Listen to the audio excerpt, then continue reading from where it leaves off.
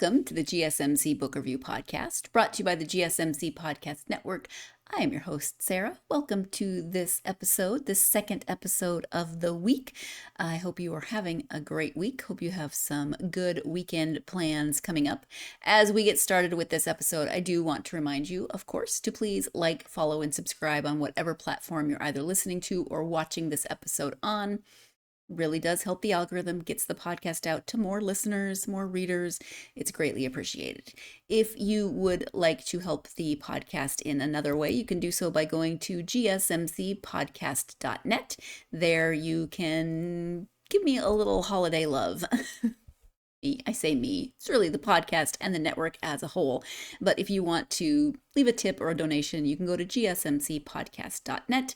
This podcast does not exist without you, the people who listen to it, who watch it, who support it. So that support, whatever form it takes, is greatly appreciated. And I said this is the second episode this week, and it is the fourth in the great technology fiasco of 2025, and I shouldn't say this out loud because I will tempt fate, but no, I don't think it is. This is the one that catches me up, so we should be back on track next week with this next interview coming up this weekend, and then next Tuesday back on track. So very, very happy about that. Glad to have pretty much. There's still some hiccups. You've probably noticed some hiccups. Thank you for your patience. But it's gotten much, much better than when my computer just completely, I don't know what it did or where it went or what it was thinking. But what do you have planned for the weekend, and how has your week been? My week it's been good, but I started sneezing on Wednesday in the middle of lessons, of course. And I thought, oh, it's just allergies. We don't really have winter here, so there's always things blooming. And so I have periodic allergies throughout the year. I thought it was just allergies, but then, oh no, Wednesday afternoon and evening, I was exhausted. I was freezing. I just felt terrible. And now the last couple of days, I can feel it a little bit in my chest. It's not a terrible cold, but I'm not feeling my greatest. But I've got my snowman mug, so I've got some tea. And that makes me happy. It feels good on my throat, which is starting to hurt a little bit. And today was a light day for lessons. Grateful for that. Had some good kids. I had 2 kids and 2 adults. So, like I said, really light day for lessons. But that was actually a good thing because I only had a few hours to speak, and now recording, and then hopefully I can give my voice and my throat a rest. But yeah, that's pretty much it. Tomorrow we are going to the Christmas market in our village, and that is always fun. I realized that we didn't go last year, so we missed last year. I don't think my husband was feeling well last year. Apparently we get sick this time of year. A lot of people do, but I don't think we went. We went to another one, but not the one in our village, so looking forward to that. Hope you have some good holiday-themed activities this weekend, or maybe you're just avoiding them altogether. Whichever way, I hope that is what the weekend gives you. But if you're going out and being social, awesome. If you're staying home and just watching movies, great. I like both of those options, and depending on my mood, appreciate both of them. But we are here to, of course, talk about a book and to do an author interview. This week, I am speaking with Victoria. Actually, this episode, I said this week, it's not really important. Semantics. Apologize for interrupting. I am speaking with Victoria Helen Stone about her novel, Bald-Faced Liar. This is psychological suspense. Let me give you the description of the book. And my computer is deciding to be just a little, there we go. Okay, so living a lie becomes a matter of life and death for a woman hiding from her past in a novel of mounting psychological suspense by the best-selling author of Jane Doe and The Hook.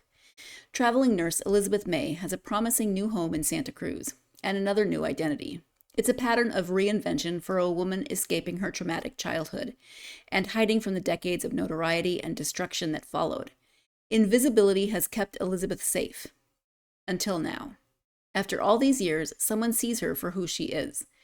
Threat by threat, a vengeful stalker is dismantling Elizabeth's carefully constructed lifetime of lies, and no one in her temporary circle can be trusted. Not her fleeting new love interest, not the supportive friend she knows only from online forums, and certainly not the police. They've never been there for her. As fear sharpens to terror, Elizabeth soon discovers something about her past that even she didn't know. The revelation could finally set her on a path of healing and redemption. Or, now alone in the dark, it could be Elizabeth's worst nightmare.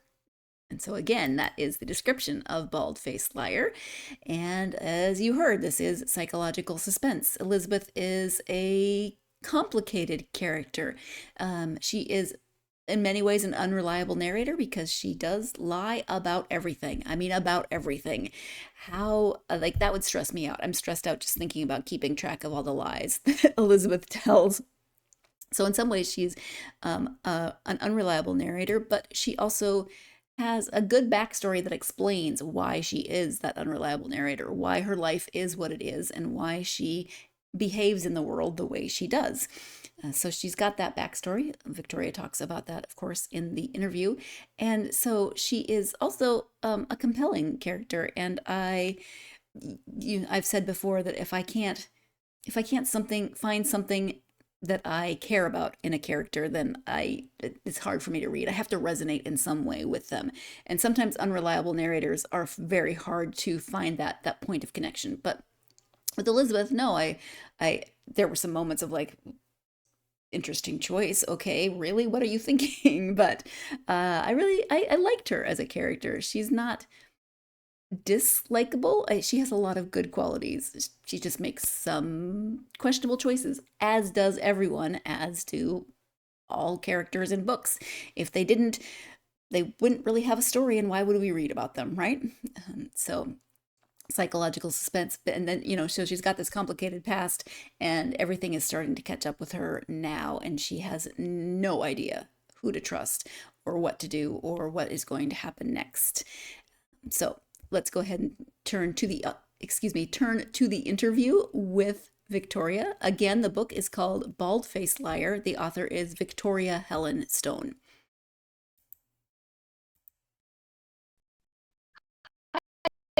Victoria, welcome to the podcast. Hi, thank you. Thank you for excited to talk to you about the book that's behind you, Bald Faced Liar, one of them. But before we do that, if you would take just a minute to introduce yourself so my readers can get to know you a little bit. My name is Victoria Helen Stone. I currently write suspense and thrillers. Bald Faced Liar is my 10th suspense. And I live in Utah, up in the snowy mountains. And I used to write romance, actually, as Victoria Doll. So Bald Faced Liar is actually my 39th published book, actually. Wow. Now I feel like your name is really like the name you wrote romance under is really familiar. So now I have to think back, I have to go look and see if I know any of those books. All right. I will say that you have an excellent middle name. It is the same as mine. It's my mom's first name. So she gave me her name as my middle name, and I wanted her to be able to see her name on a book cover. Oh. So that's why I used my middle name when I love that. I don't see, it's not a very common middle name. Like, I get Sarah Jane, Sarah Marie, Sarah a lot, but yeah. I am named after my mother's aunts, so her father's sisters. Oh yeah, and that's actually my mom's name is Helen, and she was named after her aunt. So that's funny. Okay. All right. So can you give an overview of Bald Faced Liar? I mean, first off, the title does not pull any punches. That's right. And I remember the first time I explained it to somebody, they went, "Oh, you mean the protagonist is the liar in the story?" And she is. The protagonist's name is Elizabeth May, and she basically lies to everyone about everything, even the smallest little detail about her life. And she does it as a way to protect herself after childhood trauma. And the childhood trauma was a satanic panic trial that she was involved in. She was one of the child witnesses. And due to that kind of trauma, she's a traveling nurse, so she moves every 6 months or so. And she uses those frequent moves and her lies to sort of keep people at a distance while still being involved in the world. So, and the story is about she suddenly acquires a stalker who seems to know the truth about her life and is exposing her lies to people. Yeah. So is that easier to write a protagonist who lies about everything, or is it because you can just, I mean, it doesn't matter if your details are wrong, you don't have to have continuity for a lot of things, or is it much harder to have a protagonist that lies about everything?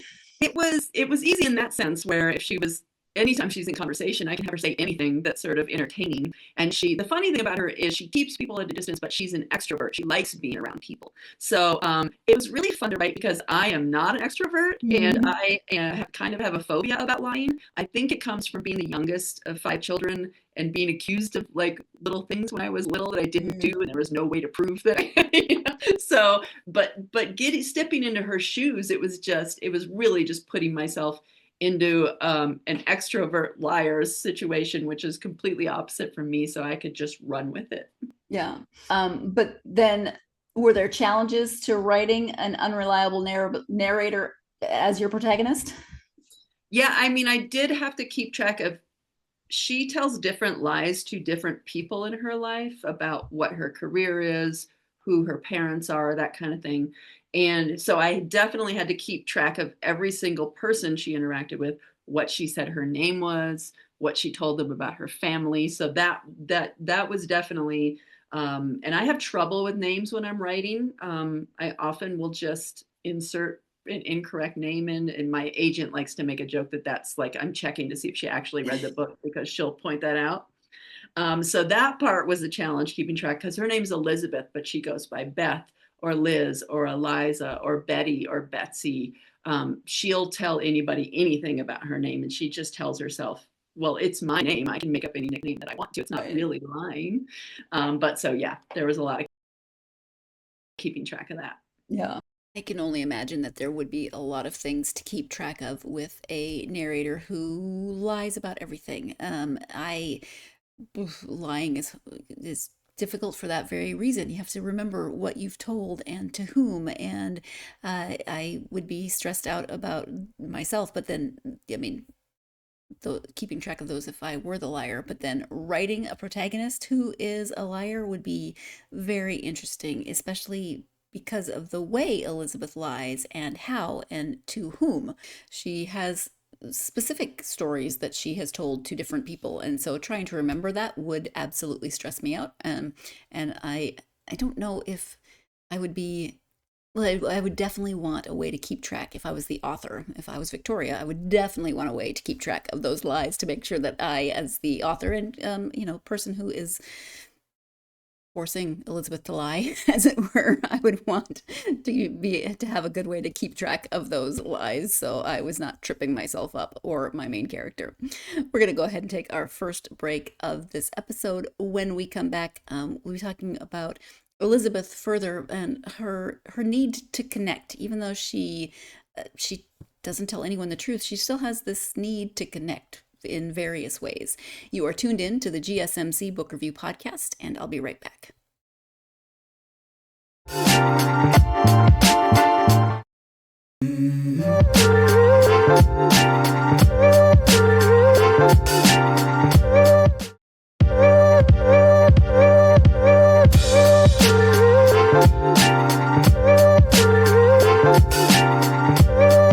Yeah, damn, ain't that great. I don't wanna go to work cause my boss is a jerk and I'm not even that paid. I need a change in my life cause I don't feel alive and there's nothing that makes me happy. Hold my beer for a minute. I'm about to quit my job, cash in for a ticket. I'm going on a trip and I don't plan to visit. I'm gonna stay there till I feel like I'm winning. And this is just the beginning. I need a big change, help me feel like living. I need a big swing, home runs I'm hitting, and I'll never look back, moving on till I get it all. And we all got dreams, we all want things, but what you gonna do for it? How you gonna move for it? What you gonna be? And do you believe you can do anything? Welcome back to the GSMC Book Review Podcast and my conversation with author Victoria Helen Stone. This is your second and final reminder that if you want to help the podcast and the network as a whole, you may do so by going to gsmcpodcast.net. There you can leave a tip or a donation. It helps this podcast, it helps the network as a whole. It is greatly appreciated. If you are watching this, then you see that that is playing in the video next to me, and it scrolls throughout the episode along the bottom of your screen. If you are listening to this audio only, then I will tell you once again that that link is gsmcpodcast.net. Thank you so much for all of your support. I say it every episode multiple times because I really do mean it. The podcast does not exist without you. So thank you again. Before the break, Victoria was talking about Elizabeth, the main character, and the complications of writing her as a main character, and also just the fact that she is a kind of a complicated main character, and trying to make sure that she's still someone that readers want to resonate with. Let's go ahead and return to the conversation with Victoria.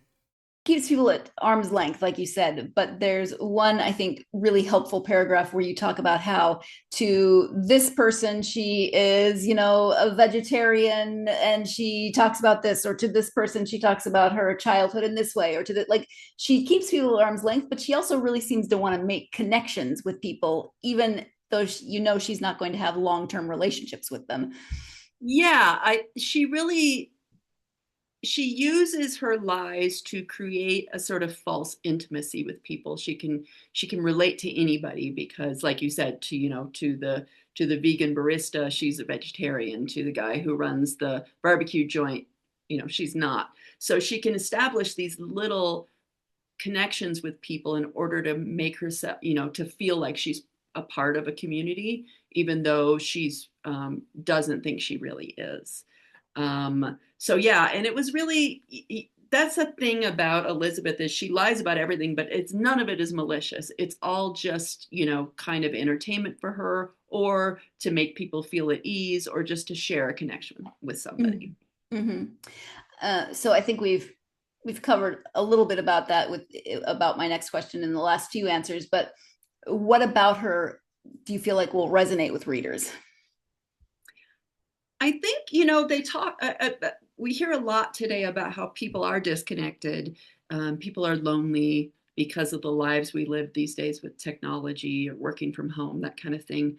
So I think there is a good core there in Elizabeth that sort of resonates with everybody, whether they're extroverts or introverts, or isolated or part of a community, is that, she really wants to see the good in people, and she has a really good heart. She just doesn't know how to trust people or put herself out there. And the truth is, she doesn't even trust herself because of the origin of the trauma.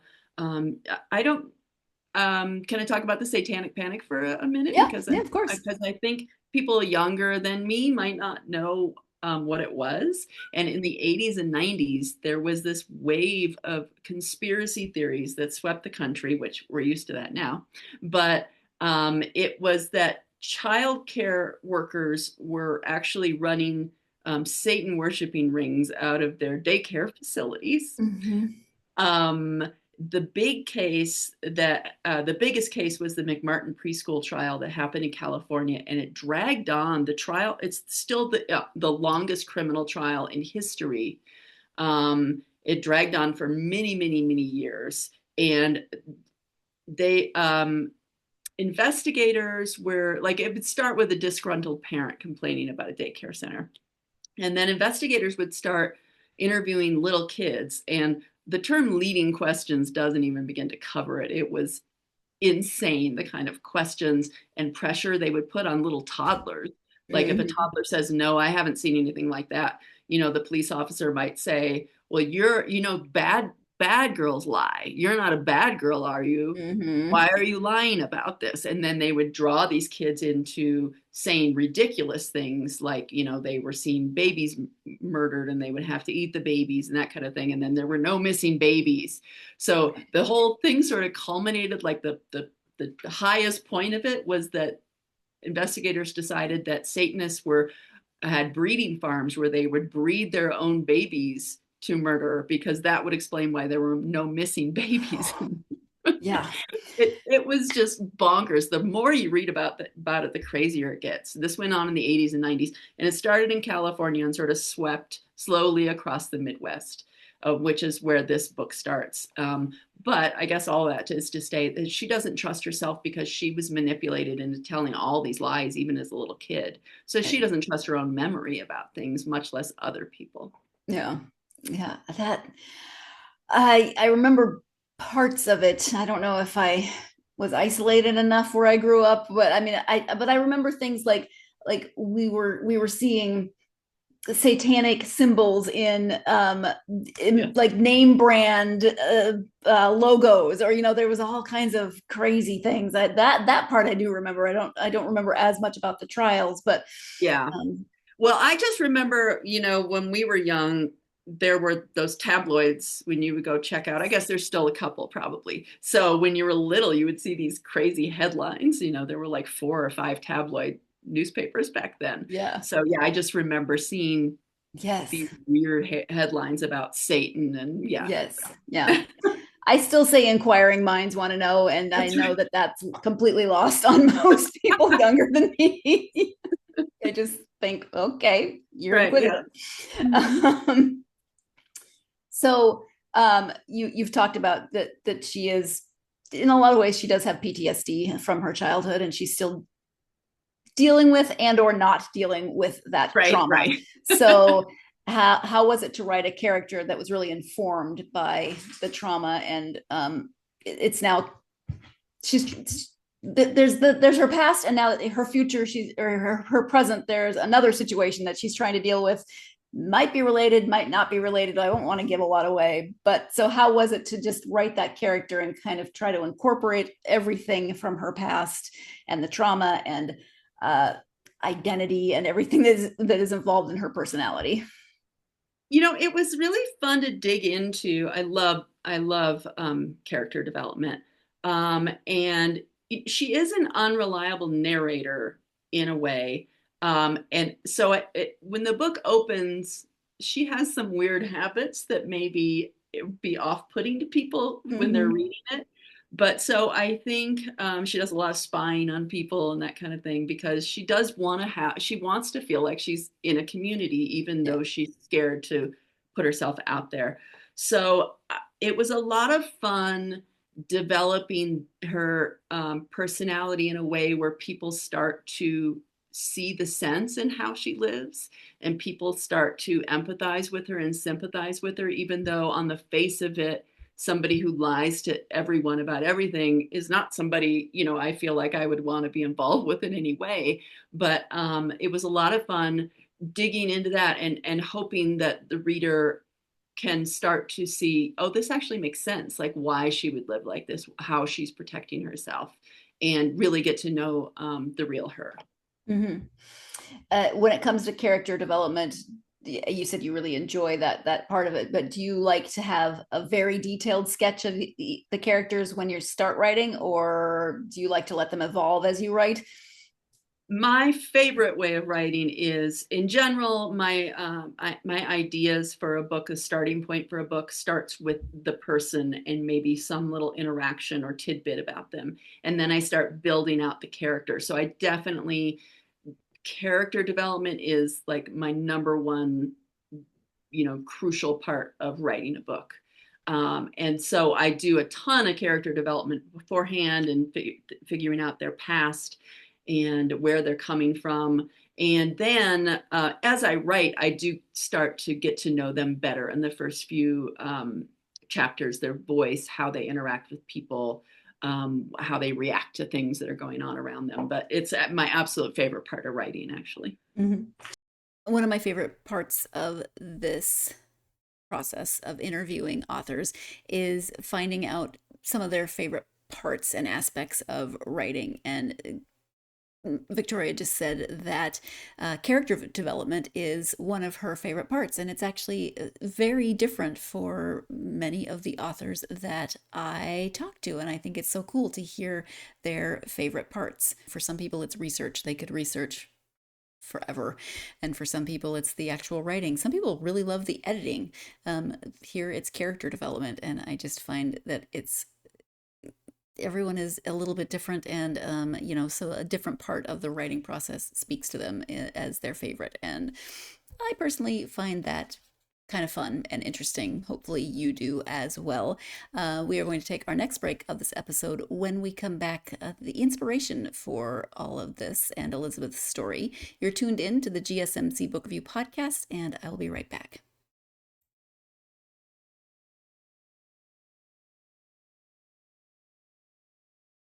For the best and latest podcasts available anywhere, go to the podcast app on your cell phone and type in GSMC to access free content-rich podcasts on health and wellness, book reviews, sports, entertainment, relationships, social media, movies, technology, finance, and even weird news. Subscribe and download the GSMC Podcast Network's family of shows, available everywhere podcasts are found. Welcome back to the GSMC Book Review podcast and my conversation with author Victoria Helen Stone. Before the break, we were talking about character development and how characters maybe evolve or change or look a little different than their initial character sketch or the initial image that the author has of that character. Let's go ahead and return to the conversation with Victoria. What was your initial inspiration or jumping off point for this story? Because I could see several places that might have been like, oh, I could start there. The inspiration for this story was actually my last book, Follow Her Down. One of the characters was a conspiracy theorist, and that was sort of the basis for some of the mystery in the book. Like, is that real or is it not real? And so I started doing research into conspiracy theories, and I was reminded of the Satanic Panic, which was the big one when I was young. And I usually when I'm writing a thriller where there's some sort of tragedy, I like to take something that happened in the past and then examine what it is like for people going from that point on.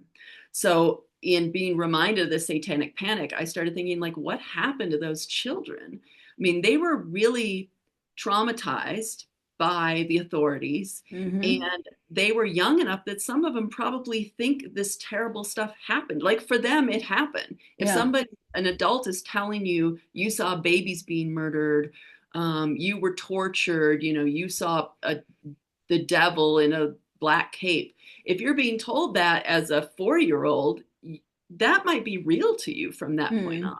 Yeah. And then they all had to go through, multiple sexual assault exams, which in itself is traumatic for a child, obviously. So that was sort of my jumping off point, was like, what would it have been like to be one of those children who was fed all of this trauma and then come to find out none of it happened? And so that was really where I started with her character, was just like, what would the self-defense to that be, and what would it be to grow up like that?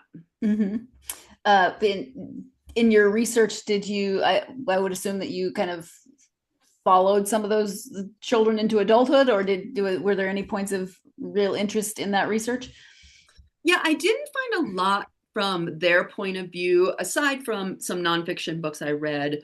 Republic of Lies is a book about American conspiracy theories. So I started with that. And then there's a book called Unmasking Alice. It's by a man named Rick Emerson, who, do you remember the book called Go Ask Alice? It was written by a woman who claimed to be a therapist, and based on this client of hers who, it was about taking LSD, and it was basically the basis for this idea that if you take LSD once, you might have flashbacks for the rest of your life. And when I was young, there were after school specials with people like taking LSD and like running and jumping out of a window. I don't know. That's something it's amazing. Any of us that we're not all in more therapy than we probably all are. Yeah. But she also wrote a book called Jay's Journal, again, claiming that she was a therapist and this was a client. She wasn't. She was a Utah housewife, actually, who just like sort of made all this stuff up. But she put it out there as nonfiction, and people read it as nonfiction. And Jay's Journal was about a boy who got into Satanism. And so this book was cited in, all kinds of satanic panic trials. It was used as if it were a reference book about Satanism and Satan Mm, worshiping and drug use. So that really dug into some of the effects on the families and the people involved. yeah, interesting. That had to have been some really interesting and at times, I would imagine, completely bonkers Yeah, research to delve into. absolutely. And again, that book's Unmasking Alice. It was such a good book, just about, this stuff just happens organically, and Hmm. there's very little questioning involved sometimes when this stuff starts to take off. So yeah, it was really, really bonkers and interesting. Yeah. Since you write psychological suspense, what's your process like? Do you know where the story is going to end up? Because often psychological suspense is, it's leading us somewhere. Maybe we Yeah. do know where it's leading us, and often we don't. So do you Yeah. know where it's going to end up, or are you surprised sometimes? Um, So I am a pantser. I write by the seat of my pants, but that doesn't work when you have a publishing contract, because your publisher really wants to know what the book's going to be about Right. so they can give you a So thumbs rude. up. I know. So I just end up sort of winging the ending when I'm putting it together. And sometimes it ends that way and sometimes it doesn't. And as a matter of fact, with this book, I wrote the whole thing, ended it, turned it into my editor, and then I went to Thriller Fest in New York, and I was in a workshop where I don't remember what the workshop was about, but all of a sudden I went, oh my gosh, I need to change the ending. It's not big enough. So I immediately, emailed my editor and said, can you stop reading it and I'm going to rewrite the ending? And she said, sure. So yeah, I went home and rewrote the ending. So for me, it's just, it depends on whether or not, like I said, I do like to get to know the characters as I'm writing. So sometimes that's going to lead you in a different direction. Hmm. And yeah, sometimes I just get to the end and all the threads start to come together. That's how it should end. So Interesting.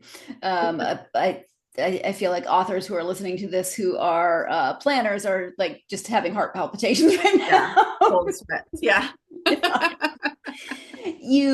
You started writing romance and now you write suspense. So what draws you to writing in suspense now, do you think? You know what? I was really, really terrified to try a new genre. I had an editor who wasn't doing romance anymore and asked me to write a suspense. Hmm. And I said no for years because it's really hard to walk away from something backwards and forwards, Mm-hmm. and take on something new. So in the end, I came up with an idea and I was really scared to try it. But once I started writing suspense, it was so much fun because in romance, you have to develop the characters in a way where they have flaws and they make mistakes, but everything has to be redeemable because you want these two people to end up together at the end of the book and have a healthy relationship. So you can't just do anything with the character. Mm-hmm. Um, but with suspense, I get to have them do anything as long as it's in the name of, saving their own life or, righting a wrong. You can commit crimes, you can hurt people, all in the name of survival, basically. Mm-hmm. So it was a lot of fun once I started doing it and realizing I can really spread my wings with these personalities and their pasts and the mistakes that they make. Yeah. Hmm. Yeah, that would be very freeing, I would imagine. Yeah, it is. And the fun thing is I can throw a love interest in there if I want to. There's a love interest in this book, but you don't know if it's the bad guy or Right. Right. That's always the wait a minute. um, Elizabeth is she moves a lot. Obviously, she's very disconnected and she's trying to run from her past, but she settles in Santa Cruz for a longer period of time than normal for a variety of reasons. Why Santa Cruz? Well, I knew I needed to put her somewhere that was busy because the heart of the book is her interactions with all these people, but also being around enough people that she doesn't know who's following her, who the bad guy might be. Um, and Santa Cruz is a place that, I'd been to. I'm from the Midwest, so I didn't go to California for the first time until I was in my 20s. And we went to Santa Cruz once, I'm not sure, 25 years ago, and I absolutely loved it. It's just Southern California is where my husband's from, and it's not quite the place for me. It's, I don't know. Mm. But Santa Cruz, I just loved it. And then post COVID, we were not really flying yet. So we were taking a lot of road trips, and we ended up going out to Santa Cruz. And I just fell in love with it all over again. And I want to retire there in Santa Cruz, Capitola area, somewhere like that. So I was like, I'll set the book here, and then we'll have to come visit a couple of times to do research. So it was just great. It's the perfect place for this book to be set, because there's a lot of different people moving through. So Elizabeth feels safe there, even though she's been there longer than normal, because it's just kind of a more of an itinerant community than other places where she's lived. Mm-hmm. So it worked out perfectly. I got to go stay there for a little while and research, and yeah. Yeah. Setting is so important to a book in so many ways, but I think after this conversation with Victoria that if I ever do write a book, I am going to choose location based either on places that I've always really wanted to visit or places that I have been and already love and want to go back to, because then I can go there and justify it by saying that it's research. And it would be research. It's not just an excuse. You're actually doing research for the book, but it's brilliant. I love it. We're going to take our final break of this episode. And when we come back, we'll be talking a little bit more about Santa Cruz. And one thing that I really appreciate about the way Victoria wrote about the location. You're tuned in to the GSMC Book Review Podcast, and I will be right back.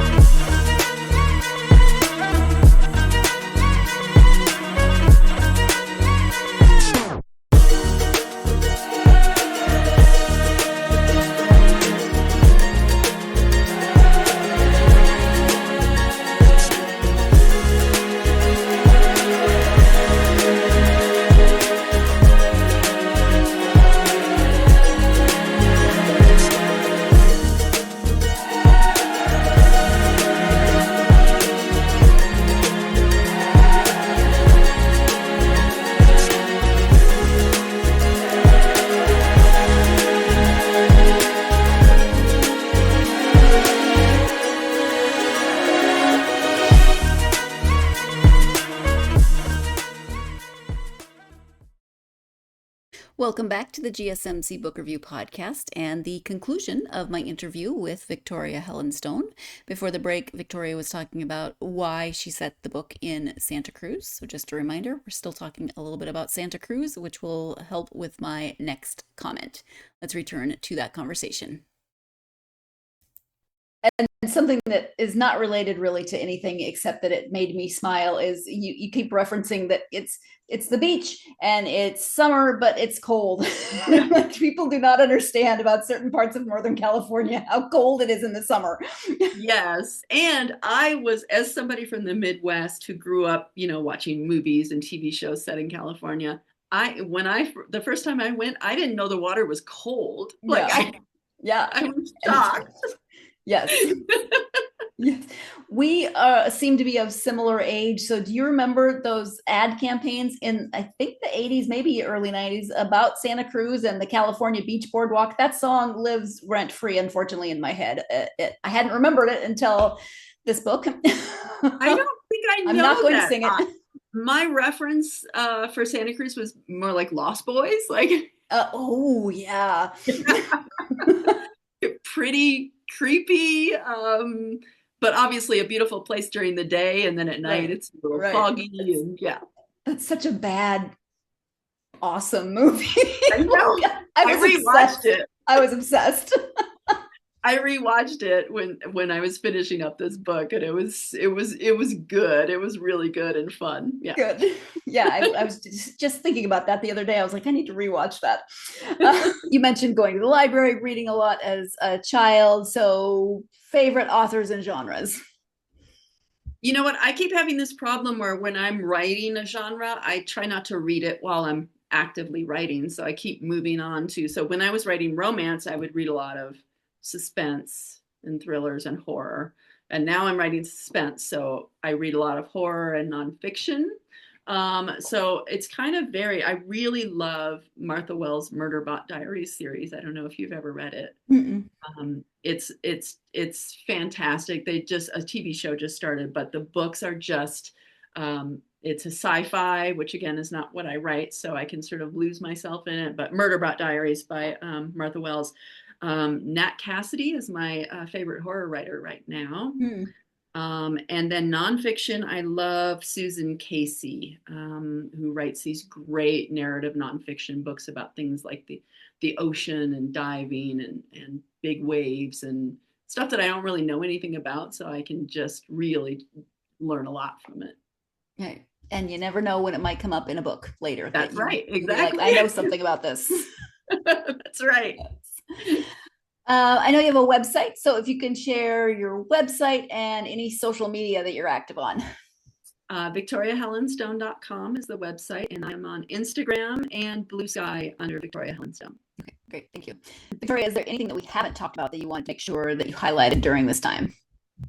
No, I guess not. Just read. And I think it's imperative on us to support our favorite authors right now with AI and all that stuff coming up. So yeah, just go to the library, go to the bookstore, go to used bookstores, whatever you want. And yeah.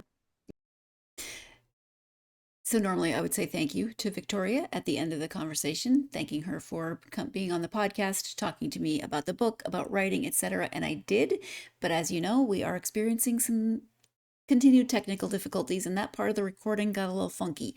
So I had to cut it, but I did say thank you. She said thank you back. Pleasantries were exchanged, and I will say, as I always do, thank you again to Victoria for joining me to talk about the book and writing. I really enjoyed the conversation. We are of the same generation. I don't know if we're of similar ages, but ish, I'm not going to ask her how old she is, but I felt like we had a lot in common, and that made the conversation even more fun.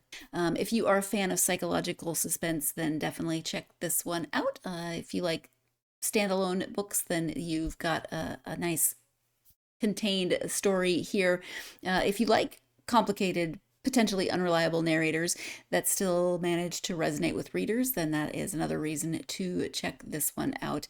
I just really like the complexity of Elizabeth's story and the way she deals with it. As I said, some ways make me a little skeptical, but if she acted just like me, why would I want to read a book about it?